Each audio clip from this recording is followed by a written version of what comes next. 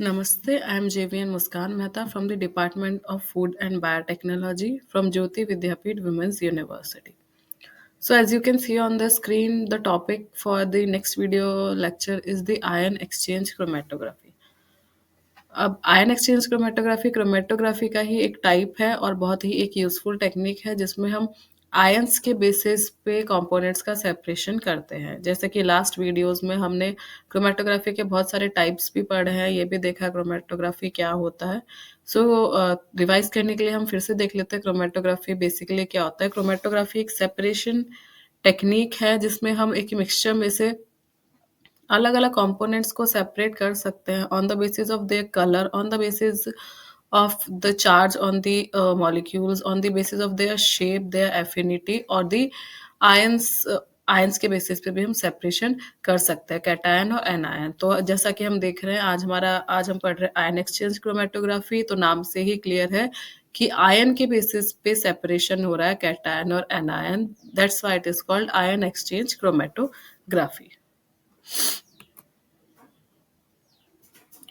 सबसे पहले हम देख रहे हैं क्रोमेटोग्राफी की definition. Chromatography is the separation of a mixture of compound into its individual components based on their relative interactions with N inert matrix. मतलब क्रोमेटोग्राफी एक सेपरेशन टेक्निक है जिसमें कि हम एक मिक्सचर में से इंडिविजुअल कंपोनेंट्स को सेपरेट कर सकते हैं।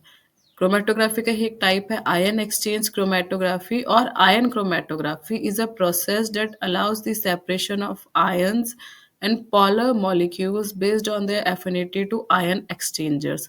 आयन एक्सचेंज क्रोमेटोग्राफी क्या है? एक ऐसा प्रोसेस है जिसमें कि हम आयंस के बेसिस पे और हमारे जो कंपोनेंट्स है उनके ऊपर जो चार्ज है, उनकी जो पोलैरिटी है, उनके बेसिस पे सेपरेशन कर सकते हैं। That is the ion exchange chromatography. The principle of separation is thus by reversible exchange of ions between the target ions present in the sample solution to the ions present on ion exchangers। अब हम यहाँ पे column chromatography में ion exchange chromatography में जो columns का use करते हैं वो दो टाइप के होते हैं, आर कैटायन एक्सचेंजर्स और एनायन एक्सचेंजर्स। इनके ऊपर डिपेंड करता है कि हम कौन सा सैंपल यूज कर रहे हैं। अगर हमारा सैंपल सपोज पॉजिटिवली चार्ज है तो हम जो हमारा कॉलम यूज करेंगे वो कैसा करेंगे? नेगेटिवली चार्ज यूज करेंगे।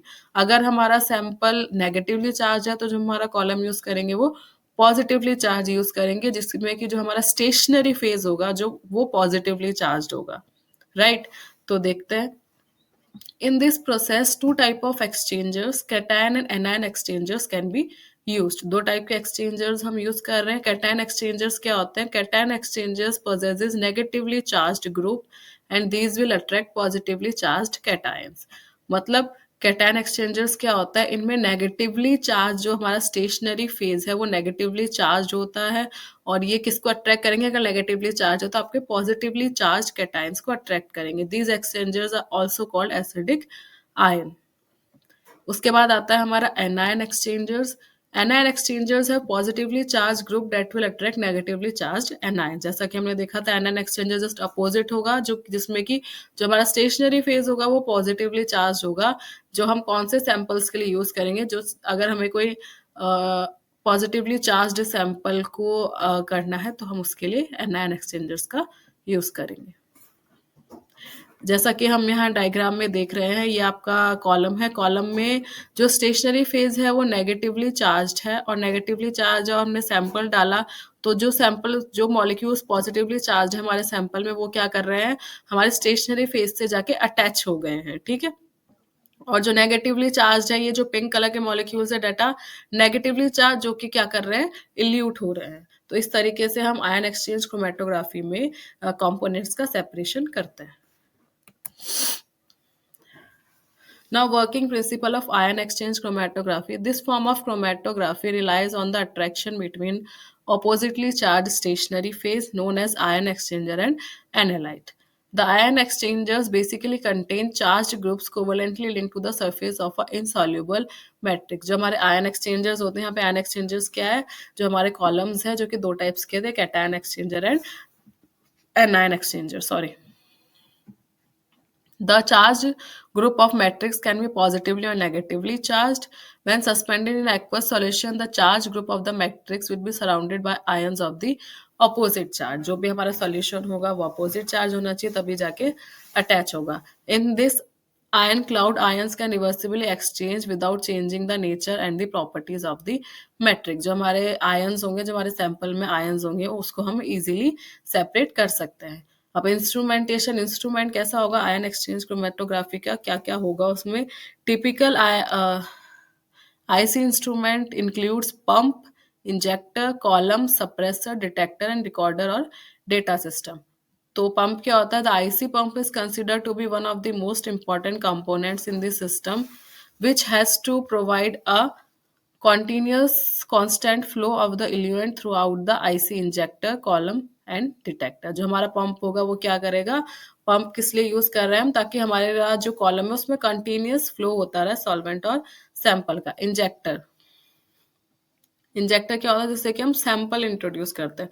Sample introduction can be accomplished in various type. The simplest method is use an injection valve. एक इंजेक्शन वॉल्व होता है. Liquid samples may be injected directly and solid samples need only to be dissolved in a appropriate solvent. जो liquid हमारा, अगर कोई sample liquid है तो हम उसको डायरेक्टली इंजेक्ट कर सकते हैं, लेकिन अगर हमारा कोई सैंपल सॉलिड है तो उसे हम क्या करेंगे, पहले सॉल्वेंट में डिजॉल्व करेंगे, उसके बाद उसको इंजेक्ट करेंगे. Injector should provide possibility of injecting the liquid sample with in the range of 0.1 to 100 ml of the volume with high reproducibility and under high pressure. Now the next is column. Depending on its ultimate use and area of application, the column material may be stainless steel. जो हमारा column किससे बना हो सकता है, stainless steel से भी हो सकता है, टाइटेनियम से भी हो सकता है, ग्लास से भी हो सकता है और प्लास्टिक से भी हो सकता है. The column can very in diameter from about 2 mm to 5 centimetre तक के कॉलम्स होते हैं और लेंथ में 3 सेंटीमीटर to 50 सेंटीमीटर के कॉलम होता है. डिपेंड करता है हम कौन सा कंपोनेंट हम सेपरेट करें. सपोज हमारा मिक्सचर है जिसमें हमें 10 कंपोनेंट सेपरेट करने हैं, तो हमारा जो कॉलम होगा वो क्या होगा, बड़ा होगा. और कोई कंपोनेंट इसमें हमें 3 ही सेपरेट कर रहे हैं तो हम छोटा कॉलम भी यूज कर सकते हैं. Guard column is placed anterior to the separating column. This serves as a protective factor that prolongs the life and usefulness of the separation column.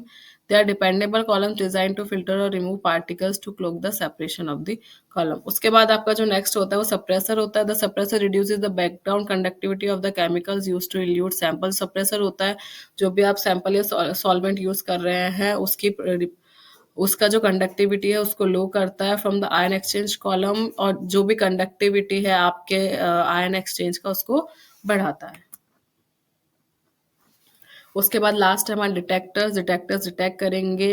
Electrical conductivity detector is commonly use. Electrical detectors use होते हैं और data system में आप अपना analysis देख सकते हैं, आप अपना डेटा इंटरप्रेट कर सकते हैं. अब उसके बाद हम देखते हैं procedure of ion exchange chromatography. Ion exchange chromatography का क्या प्रोसीजर है, कैसे हम आयन एक्सचेंज क्रोमेटोग्राफी को कर सकते हैं. Ion exchange separations are carried out mainly in columns packed with an ion exchanger. Ion exchange में हमने पहले ही देखा था कि हम columns का यूज करते हैं. हमने क्रोमेटोग्राफी के पहले वाले लेक्चर्स में पढ़ा था कि क्रोमेटोग्राफी का प्रिंसिपल 2 चीज़ों पे डिपेंड होता है, that is the stationary phase and mobile phase. तो यहाँ पे जो हम स्टेशनरी फेज यूज कर रहे हैं वो क्या है, आयन एक्सचेंजर. जो भी हम आयन में हम पैक करेंगे आइदर पॉजिटिवली चार्ज और नेगेटिवली चार्ज, वो होगा स्टेशनरी फेज. और मोबाइल फेज क्या होगा, जो भी आपका सैंपल है that is the mobile phase, या जो भी आपका सॉल्वेंट है that is the mobile phase. In these ionic exchangers are commercially available. ये जो एक्सचेंजर्स है वो रेडी टू यूज भी किट्स आते हैं. They are made up of styrene and divinyl benzene. Example DEAE cellulose is an anion exchanger. इसमें एक anion exchanger का नाम है that is DEAE cellulose. CM cellulose is a cation exchanger, और CM cellulose क्या है, कैटायन एक्सचेंजर है. तो ये हम रेडी टू यूज हमारे जो एक्सचेंजर्स है एनायन और कैटायन एक्सचेंजर्स, इनको हम बाय कर सकते हैं. The choice of exchanger depend upon the charge of a particle to be separated. अब हम कैसे चूज करेंगे, सपोज हमें कोई पॉजिटिवली चार्ज कंपोनेंट को सेपरेट करना है या हमें नेगेटिवली चार्ज कंपोनेंट को सेपरेट करना है, तो उसके बेसिस पे हम देखेंगे कि हम एनायन एक्सचेंजर का यूज करें या कैटायन एक्सचेंजर का यूज करें. To separate anions, anion exchanger is use. Anions को सेपरेट करना है तो एनायन एक्सचेंजर यूज होगा, और अगर कैटायंस को सेपरेट करना है तो कैटायन एक्सचेंजर इज यूज होगा. First the column is filled with ion exchanger, then the sample is applied. सबसे पहले क्या करेंगे, हम कॉलम को एनायन सपोज हम एनायन को सेपरेट करना है तो एनायन एक्सचेंजर से पैक करेंगे। उसके बाद हम उसमें क्या करेंगे, सैंपल डालेंगे, followed by the buffer. Sample के बाद हम क्या डालेंगे, बफर डालेंगे। The tris buffer, pyridine buffer, acetate buffer, citrate and phosphate buffer are widely used. अब कौन कौन से बफर यूज कर सकते हैं हम, ट्रिस बफर यूज कर सकते हैं, पायरिडीन बफर यूज कर सकते हैं, एसीटेट बफर यूज कर सकते हैं, फॉस्फेट बफर भी यूज कर सकते हैं। The particles which have high affinity for ion exchanger will come down the column along with buffer. अब ऐसे particles जो कि सपोज अटैच नहीं हुए हैं हमारे उससे, वो जल्दी बाहर आ जाएंगे, और ऐसे पार्टिकल्स जो कि हमारे स्टेशनरी फेज से इंटरेक्ट कर रहे हैं, अटैच हो गए हैं, तो वो बाद में बाहर आएंगे। In the next step corresponding buffer separates the tightly bound particles. अब हम क्या करेंगे, सपोज हमारा जो आयन एक्सचेंजर है वो पॉजिटिवली चार्ज है, और जो हमारे सैंपल्स में नेगेटिवली चार्ज पार्टिकल्स है जो कि पॉजिटिवली चार्ज हमारे आयन एक्सचेंजर से अटैच हो गया, तो हम उनको कैसे इल्यूट करेंगे, हम स्ट्रॉन्ग जो हमारा सॉल्वेंट है या बफर है वो उसमें पोर करेंगे, जिससे कि क्या होगा, उनके बीच का बॉन्ड टूट जाएगा और हम उनको भी इल्यूट कर सकते हैं। अब हम देखते हैं applications of ion exchange chromatography. An important use of ion exchanger chromatography is in the routine analysis of amino acid mixtures. Amino acid mixtures के एनालिसिस या सेपरेशन के लिए हम आयन एक्सचेंज क्रोमेटोग्राफी के यूज कर सकते हैं। 20 principle amino acid from blood serum और from the hydrolysis of proteins are separated use the clinical diagnosis, right? This is most effective method for water purification. Complete deionization of water. A non-electrolyte solution is performed by exchanging solute. Water purification के लिए भी हम use कर सकते हैं। Dialysis of product of hydrolysis of nucleic acids के लिए भी हम use कर सकते हैं, और भी इसकी काफ़ी सारी applications है। अब आयन एक्सचेंजर क्रोमेटोग्राफी के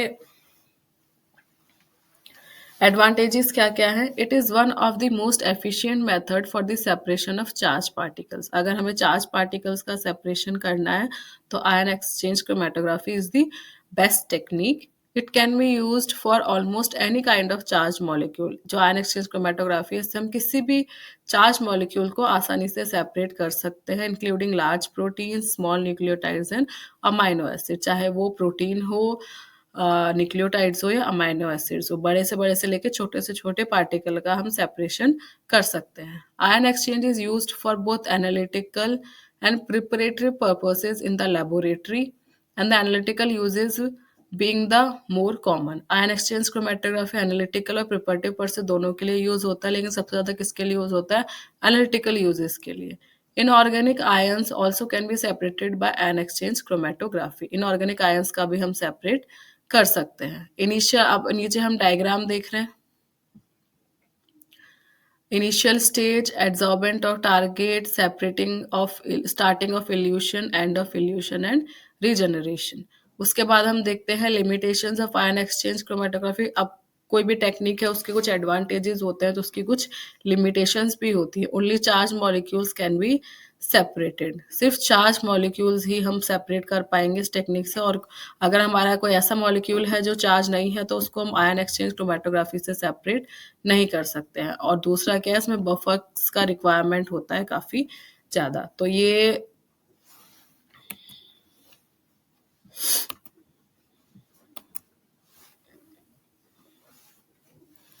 तो अगर हम और एप्लीकेशंस देखें हमारे आयन एक्सचेंज क्रोमेटोग्राफी का, complete deionization of water, a non-electrolyte solution is performed by exchanging solute, usually achieved by method is used for softening of drinking water को purify करने के लिए। in the analysis of product of hydrolysis nucleic acids, in this way information is gained about the structure and their molecules and how it relates to the biological function as carriers of hereditary information। इससे कि हम nucleic acids की study कर सकते हैं। Chelating resins are used to collect trace metals from sea water to analyse lunar rocks and rare trace elements on the earth. तो इतने सारे एप्लीकेशंस हैं हमारे आयन एक्सचेंज क्रोमेटोग्राफी के। तो this is all about ion exchange chromatography. हमने देखा chromatography, ion exchange chromatography क्या होती है, उसका क्या प्रोसीजर होता है, क्या उसके एडवांटेजेस है, क्या उसकी लिमिटेशंस है, कैसे हम इसको परफॉर्म कर सकते हैं।